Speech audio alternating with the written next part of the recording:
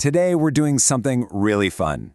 We are pulling back the curtains on the massive 30-genre landscape of comedy to decode exactly how our absolute favorite stories manage to get a laugh out of us. It's kind of a massive question, right? What actually makes us laugh? Well, instead of just reading you a dry, boring list of definitions, we're going to group these genres into distinct acts on our comedy stage. Act 1. The physical and the absurd. On one side, you've got slapstick. Think Charlie Chaplin. It relies on loud, super exaggerated physical mishaps, visual gags, and barely any dialogue. But then, you look at deadpan. The humor there literally comes from a totally dry, emotionless delivery and completely serious expressions. It's total physical chaos versus absolute emotional stillness. And it's so interesting to see how this chaos actually evolves. You start with farce, fast-paced confusion, secrets, people frantically slamming doors. Then it sharpens up into screwball comedy, giving us that classic 1930s rapid-fire dialogue and intense romantic conflict. And finally, it just breaks logic entirely with absurdist comedy. Think Monty Python, where they just throw reality out the window for total bizarre nonsense. Act 2. Sharp wit and dark truths.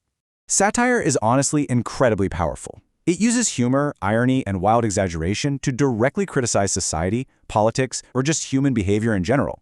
If you've seen a movie like Don't Look Up, you know exactly what I mean. Depending on the specific target, this sharp wit splinters into so many different forms. If you're finding humor in serious or taboo subjects like crime, that's dark comedy. Exaggerating pop culture cliches, that gets you a parody. Target the government, and you've got political comedy. And if your target is language itself, like puns and double meanings, you land squarely in wordplay. It's all about what you're aiming at. Act 3. Situational and live.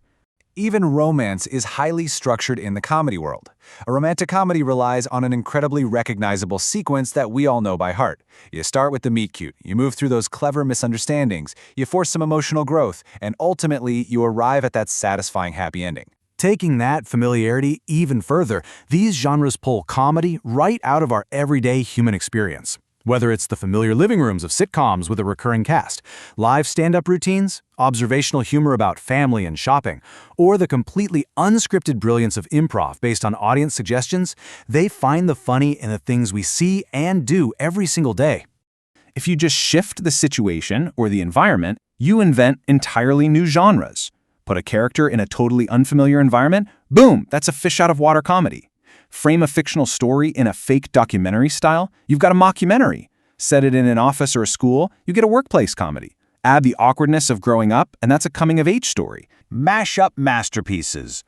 The secret to the greatest comedies is that they refuse to be boxed into just one act.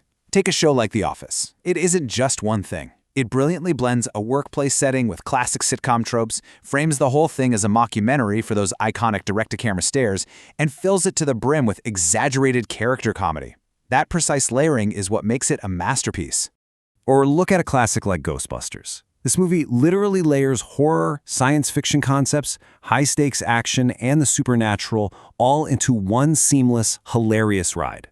Combining genres like this just creates a much more robust and memorable experience for the audience. Thank you so much for joining me on this explainer today. I really hope you look at your next comedy binge in a completely new, analytical light.